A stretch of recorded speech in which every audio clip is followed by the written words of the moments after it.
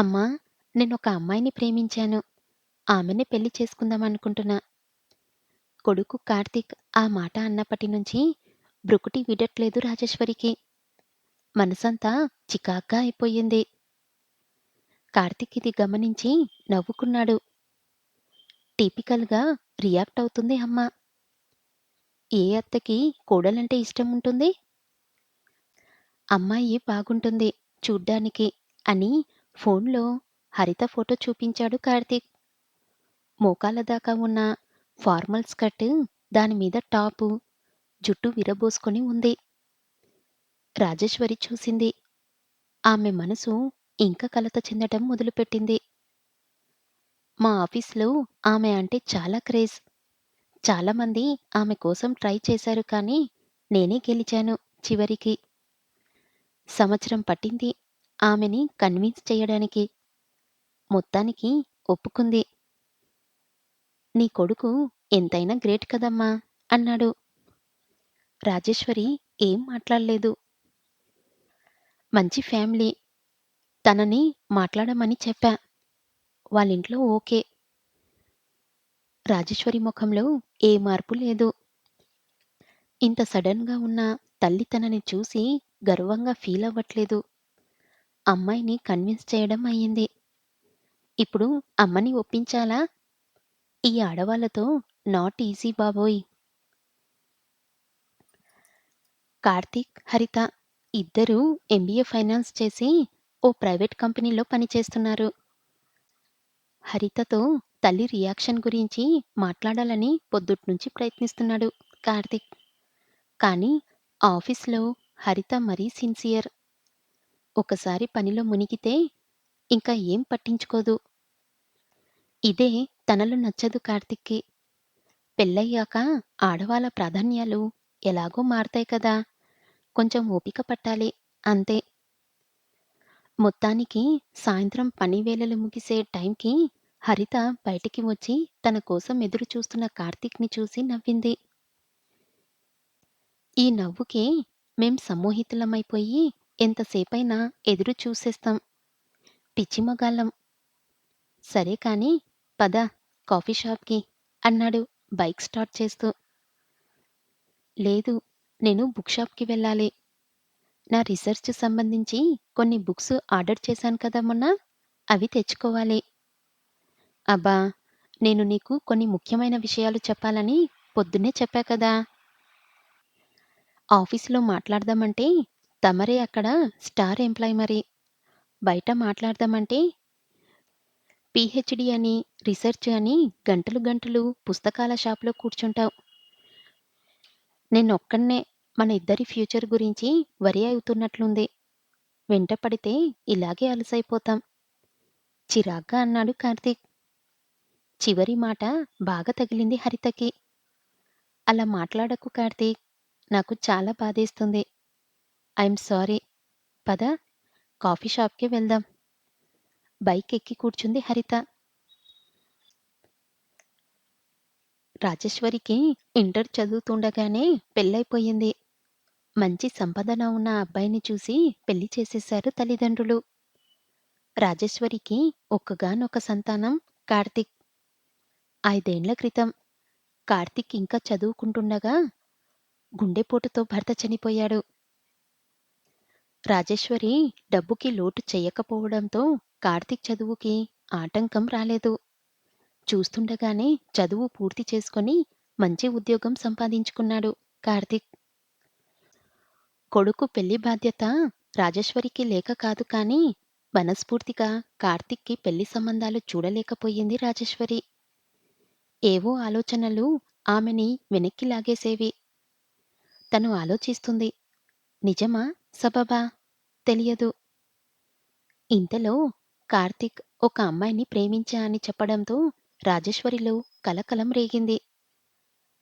ఆ అమ్మాయి ఫోటో చూసి తనలో ఆలోచనల చిరుజల్లు తుపానుగా మారడం ప్రారంభించింది. ఆ తుపాను హోరులో తనకి వినిపించిన ఒకే మాట, ఈ పెళ్లి జరగనివ్వకు.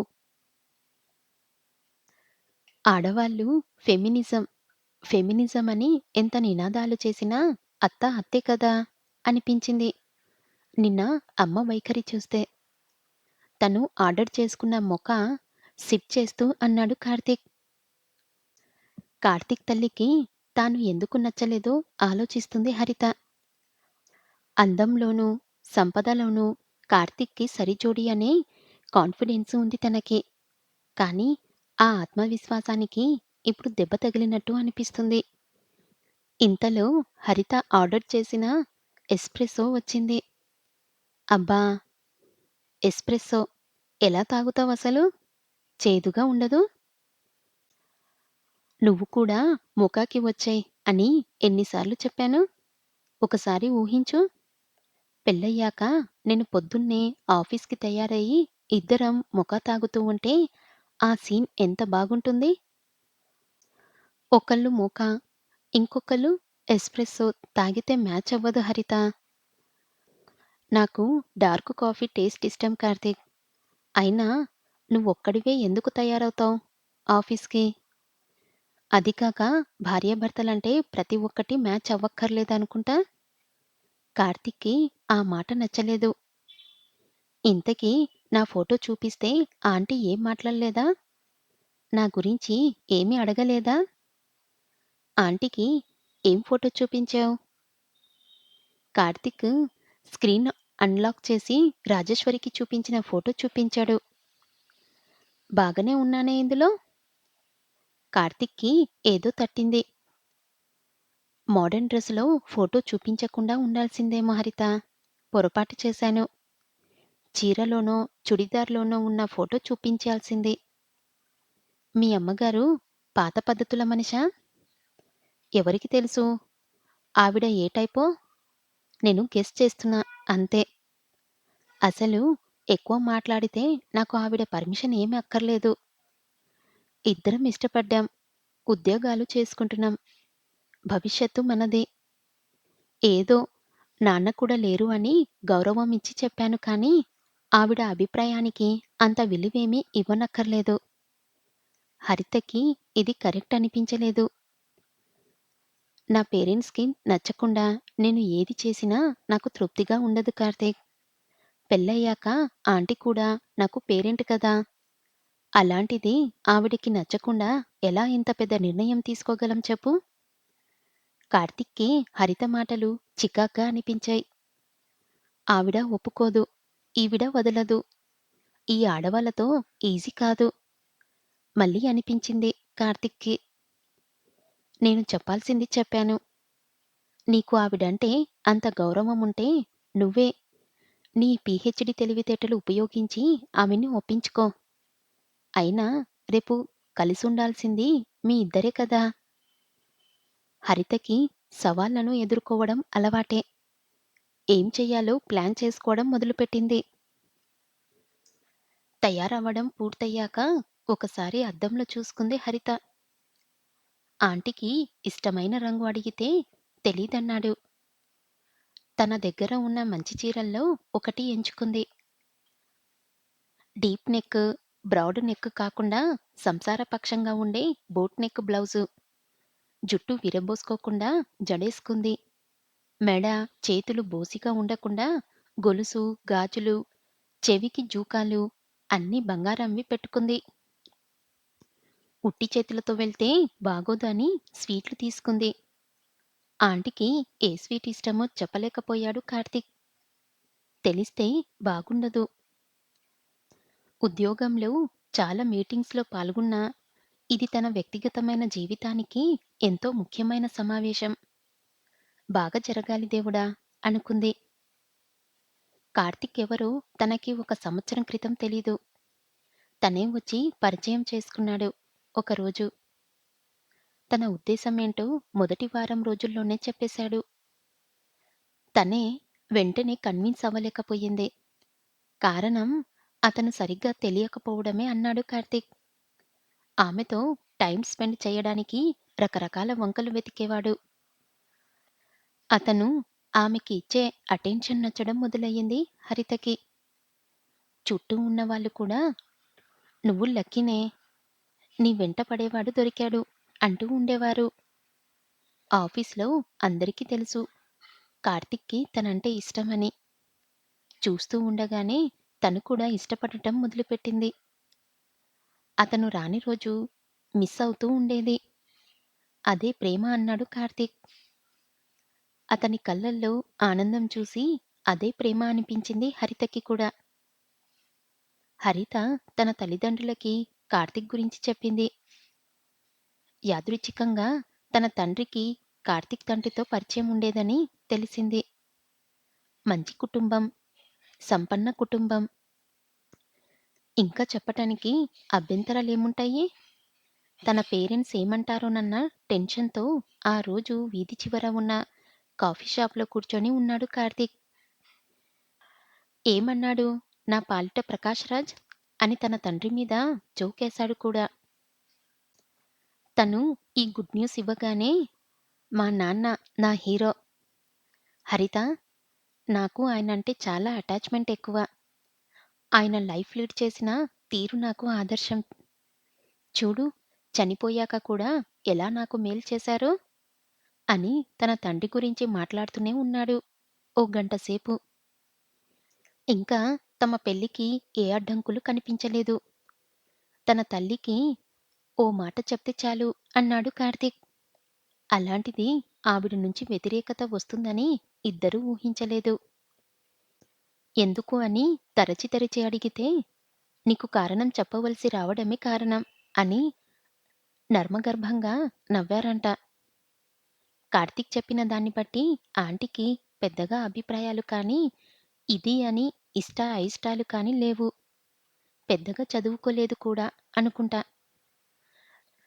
తన మోడర్న్ ఫోటో చూసో, ఇంకేదో కారణంతోనో తనని అపార్థం చేసుకొని ఉండవచ్చు. అలాంటివి ముఖాముఖి క్లియర్ చేసుకుందామనే ఈ మీటింగ్ అడిగింది హరిత. మొదట భయపడింది. తనని ఇష్టపడని ఆంటీ కలవడానికి మాత్రం ఒప్పుకుంటారా అని. కానీ ఆవిడ వెంటనే ఒప్పుకున్నారంట. ఇంట్లో చెప్పలేదు ఈ విషయం ఇంకా. తెలిస్తే ఆంటీతో మాట్లాడ్డానికి వెళ్ళనిస్తారా?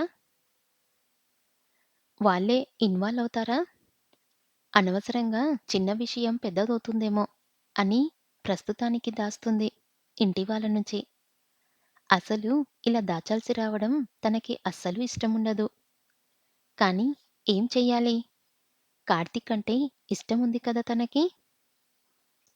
ఓసారి గట్టిగా ఊపిరి పీల్చుకొని బ్యాగ్ తీసుకొని బయలుదేరింది హరిత పుస్తకాల షాప్‌కి. ఆంటీ అక్కడే కలుస్తా అన్నారంట.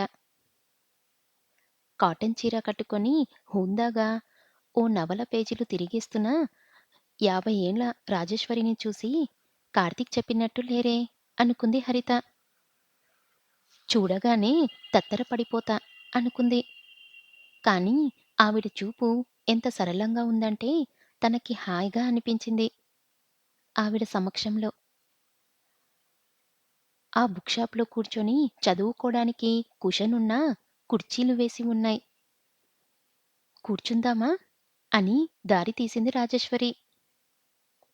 హరిత ఆమెని అనుసరించింది. వర్కింగ్ డే అవ్వడం వల్ల బుక్ షాప్‌లో ఎక్కువ మంది లేరు. హరిత స్వీట్ బాక్స్ ఇచ్చి, మీకు ఏ స్వీట్ ఇష్టమో తెలియదు. అందుకే అసర్టెడ్ బాక్స్ తీసుకున్నాను అని నసిగింది. రాజేశ్వరి డబ్బా తెరిచింది. ఏది ట్రై చేయమంటావు? అంది. పిస్తా రోల్ బాగుంటుంది. రాజేశ్వరి పిస్తా రోల్ 2 ముక్కలు చేసి, ఒకటి హరితకిచ్చి, రెండోది నోట్లో వేసుకుంది. రాజేశ్వరి, మంచి చాయిస్. నీ టేస్ట్ బాగుంది. హరితకి రిలీఫ్ అనిపించింది. స్వీట్స్‌లో ఇంత బాగున్నా నీ టేస్ట్ జీవిత భాగస్వామి విషయంలో బాలేదే మరి? కూల్‌గా అడిగింది రాజేశ్వరి. హరిత అస్సలు ఊహించని ప్రశ్న ఇది. చదువుకున్నావు, సంపాదించుకుంటున్నావు. పీహెచ్‌డీ చేయాలన్న ఉన్నతమైన ఆశయాలున్నాయి. పెద్దవాళ్ళ అంగీకారంతోనే అడుగు ముందుకు వేయాలనే విలువలు ఉన్నాయి. ప్రేమ కోసం సవాళ్ళని ఎదుర్కొనే ధైర్యం ఉంది. ఇంత మంచి పర్సనాలిటీ ఉన్నదానివి నీకు తగిన అబ్బాయిని ఎంచుకున్నాననే అనుకుంటున్నావా? హరిత కళ్ళు విప్పి ఆశ్చర్యంగా చూస్తుంది. నేను కార్తీక్‌కి సరిజోడినే అని వాదించడానికి సిద్ధమై వచ్చింది. అసలు కార్తీక్ తనకి తగునా అనే ఆలోచనే రాలేదు హరితకి. ఎందుకు? పెంపకాలు. హరిత మనసులో ప్రశ్నకి బయటికే సమాధానం ఇచ్చింది రాజేశ్వరి. అమ్మాయిని ఆత్మగౌరవం, ఆత్మవిశ్వాసాలతో, అబ్బాయిని స్త్రీల పట్ల అవగాహనతో పెంచకపోవడం మా తరం చేస్తున్న తప్పు హరిత. మా వాడు నీలో అందాన్ని మించి గుణగుణాల్ని చూడలేడు. ఎందుకంటే అతని పెంపకం ఎలా సాగిందో ఓ తల్లిగా నాకే తెలుసు. కార్తీక్ తండ్రికి నేనంటే ఏమాత్రం గౌరవము, ప్రేమ ఉండేవి కావు. ఆడవారి పట్ల చులకన, అగౌరవమున్న వాతావరణంలో పెరిగాడు కార్తీక్. తండ్రి నన్ను ఈసాడించుకోవడం చూసిన కార్తీక్ తను కూడా అలాగే చేసేవాడు. అతని మాటల్లో ఇప్పటికీ ప్రతి రెండో మాట అలాగే వస్తుంది. గమనించావా? రాజేశ్వరి చెప్తున్న మాటలకి రుజువులు వెంటనే తట్టాయి హరితకి. తల్లికి ఏమిష్టమో తెలియనితనము, ఇంత వివేకమున్న స్త్రీని ఏ అభిప్రాయం లేని వ్యక్తిగా చిత్రీకరించిన తీరు, అత్తకోడళ్ళ గొడవల పేరుతో ఫెమినిజాన్ని కించపరుస్తూ మాట్లాడటము, తన తండ్రి మీద జోకులు, ఇవన్నీ మనసులో మెదులుతున్నాయి హరితకి. కార్తీక్ శాడిస్టు, సైకో కాదు. కానీ ఓ ఆరోగ్యకరమైన దాంపత్యాన్ని నెరవేర్చటానికి కావలసిన లక్షణాలు లేవు. దాంపత్యమంటే భార్యాభర్త ఓ సమస్య వస్తే కలిసి పరిష్కరించుకోవడం, ఒక టీమ్‌గా ఉండటం. మా వాడికి ఇది చేతనవును అని చెప్పగలవా? హరితకి చాలా సార్లు వివేకం నోరు నొక్కేసింది. అలా లేకపోతే కార్తీక్‌తో అన్యోన్యంగా ఉండలేమని. ఆ వివేకం ఇప్పుడు రాజేశ్వరి మాటలకి స్పందిస్తుంది. అతనే వెంటపడ్డాడు. అయినా తన తల్లిదండ్రులతో మాట్లాడవలసిన వచ్చినప్పుడు అతను లేడు. అతని తల్లి సమస్యని కూడా తన సమస్యే చేశాడు తప్ప కలిసి మాట్లాడుకుందాం అనలేదు. ఒక ఆరోగ్యకరమైన దాంపత్యం కావాలంటే ఒకరి పట్ల ఒకరి గౌరవం ఉండాలి. ఎవరి వ్యక్తిత్వం వారికుండాలి. వాటిని నీ భాగస్వామి స్పేస్ ఇవ్వాలి. కార్తీక్ నీ అభిరుచులు, ఆశయాలు, అలవాట్లని గౌరవిస్తాడు అని నమ్మకంగా చెప్పగలవా? హరిత మనసుకి జవాబు తెలుసు. ఏ రోజు తన రిసెర్చ్ ఏ విషయంలో అని తెలుసుకోవాలనుకోలేదు. అదే రంగంలో ఉంటూ కూడా పీహెచ్‌డీ తెలివితేటలు అంటూ తన ప్రజ్ఞాన్ని అవమానించడం ఎన్నిసార్లు భరించలేదు తను? చివరికి తనకిష్టమైన కాఫీ తాగినప్పుడు గిల్టీ ఫీలయ్యేది. తను ఫీలయ్యేదా? అతను ఫీలయ్యేలా చేసేవాడా? సంవత్సరం వెంటపడి అతను నీకు ఇచ్చిన అటెన్షన్‌ని ప్రేమ అనుకుంటున్నావు నువ్వు. ఆఫీస్‌లో అందరూ కోరుకున్న అమ్మాయిని తాను దక్కించుకోవడమే ప్రేమ అనుకుంటున్నాడు కార్తీక్. ఇది ప్రేమేనా? మీ ఇద్దరి భవిష్యత్తు నిలబెట్టడానికి ఈ పునాది సరిపోతుందా? తన ప్రేమ సినిమాల్లో చూపించిన ప్రేమలాగే ఉందని థ్రిల్‌గా ఫీలయ్యింది. కానీ అది నిజమైన ప్రేమేనా అని ఎప్పుడూ ప్రశ్నించుకోలేదు హరిత. ఎందుకో తన ప్రేమ కోసం ఆవిడతో వాదించాలని అనిపించట్లేదు హరితకి. తనలో తానే చెప్పుకోలేని సంకోచాలన్నీ, సంశయాల్ని రాజేశ్వరి బయటపెడుతుంది అని మాత్రం తెలుస్తుంది. నీ సాహసానికి, అతని అవగాహన లోపానికి ఘర్షణ జరుగుతూనే ఉంటుంది. మీకు పుట్టబోయే పిల్లలకి కూడా ఈ వాతావరణం సరికాదు. ఈ తరం అమ్మాయిగా నువ్వు ఈ బంధానికి స్వస్తి చెప్పి విడాకులు తీసుకోవచ్చు. లేదా నాలాగా భరిస్తూ ఉండిపోవచ్చు. ఏదైనా ఇద్దరూ ఆనందంగా ఉండలేరు. అలా కాకూడదనే నా తాపత్రయం. మీరు నడుస్తున్న బాట ఏ తీరానికి చేరుస్తుందో తెలిసి చెప్పకపోతే తప్పు నాదవుతుంది. నాకు మగ పిల్లవాడు పుట్టాడు అని తెలియగానే నేను ఎన్నో కలలు కన్నాను. వాణ్ణి ఆదర్శవంతుడైన పురుషుడిగా తీర్చిదిద్దాలని, నాకొచ్చే కోడలు నాలాగా కష్టపడకూడదని. ఇంట్లో పరిస్థితుల వల్ల కుదర్లేదు. నేనే ధైర్యంగా నిలబడలేదేమో. ఆయన పోయాక కార్తీక్‌కి ఎంతో దగ్గరవుదామని ప్రయత్నించాను. ఏ పుస్తకాలు చదివితే అతని భావాలు మెరుగవుతాయో, వ్యక్తిత్వం వికసిస్తుందో అలాంటివి చదివించాలని చూశాను. దానివల్ల మా దూరాలు పెరిగాయే కానీ తగ్గలేదు. కార్తీక్ స్వయంగా అనుకున్నదే మారాడు. ఇలాగే పెళ్లి చేసుకుంటే ఓ భర్తగా ఫెయిలవుతాడు. అందుకే ఈ పెళ్లి జరగనివ్వకూడదు అనుకున్నాను. జీవితంలో నేను దృఢంగా తీసుకోగలిగిన నిర్ణయం ఇదొక్కటే అంటే నమ్ముతావా? ఇంకా రాజేశ్వరి చెప్పడానికి ఏమీ మిగల్లేదు. హరిత ఆలోచించుకోవడానికి చాలా ఉంది. ఇద్దరూ ఆ మౌనంలో అలాగే కూర్చుండిపోయారు. వీరికి కొద్ది దూరంలో కూర్చొని ఈ సంభాషణని అసంతం విన్న కార్తీక్‌కి మొదటిసారి అద్దం మీద దుమ్ము తుడిచి తన ప్రతిబింబం చూపించినట్టయింది. నిజానికి తనకి తల్లి మీద కోపం రావాలి. కానీ అమ్మ చెప్పిన విషయాలు అన్నీ నిజాలు. అది తన అంతరాత్మకి తెలుసు. హరిత మీద అంతరాంతాల్లో ఉన్న ప్రొఫెషనల్ జెలసీని జోకుల రూపంలో తీర్చుకున్నాడు తను. హరిత స్ట్రాంగ్ వుమెన్ అని తెలిసి తన వంతు బాధ్యతల్ని కూడా ఆమె మీదే వేసేశాడు. ప్రేమించిన పాపానికి ఆమె పల్లెత్తు మాట అనలేదు తనని. అమ్మ మాత్రం తక్కువ? ఇన్నేళ్ళు మౌనంగానే భరించాలా? తన లోపాల్ని ఒప్పుకోకుండా ఇలాగే ఉంటే అమ్మ చెప్పినట్టే హరిత తనని వదిలి వెళ్ళిపోతుంది. నాన్నలాగే అమ్మని బాధపెట్టిన వాడవుతాడు కూడా. నేను మారతాను అని వట్టి ప్రమాణాలు చేయడం కూడా వృధా. అమ్మ అన్న ఓ మాట గుర్తుకొచ్చింది. పెంపకాలు. తనని ప్రేమించే ఆ ఇద్దరు స్త్రీమూర్తుల వైపు నడిచాడు కార్తీక్. ఇద్దరూ కార్తీక్‌ని చూసి ఆశ్చర్యపోయారు. కార్తీక్ ఎలా స్పందిస్తాడో ఇద్దరూ ఊహించలేకపోతున్నారు. కార్తీక్ తన తల్లి ముందు కూర్చొని ఆమె చేతులు అందుకున్నాడు. అతని కళ్ళల్లో ప్రేమ, గౌరవం, అపరాధ భావన అన్నీ కనిపించాయి రాజేశ్వరికి. ఆమె కళ్ళు చెమర్చాయి. అమ్మా! నన్ను ఈసారి నీ ఆశయాలతో పెంచుతావా? కొడుకుని మొదటిసారి ఎత్తుకున్నప్పుడు కలిగిన భావన కలిగింది మళ్ళీ రాజేశ్వరికి. ఎన్నో ఏండ్ల రాజేశ్వరి ఆవేదనని, కార్తీక్‌తో భవిష్యత్తు ఏంటో అన్న హరిత ఆందోళనని ఈ ఒక్క ప్రశ్నతో తీసేశాడు కార్తీక్.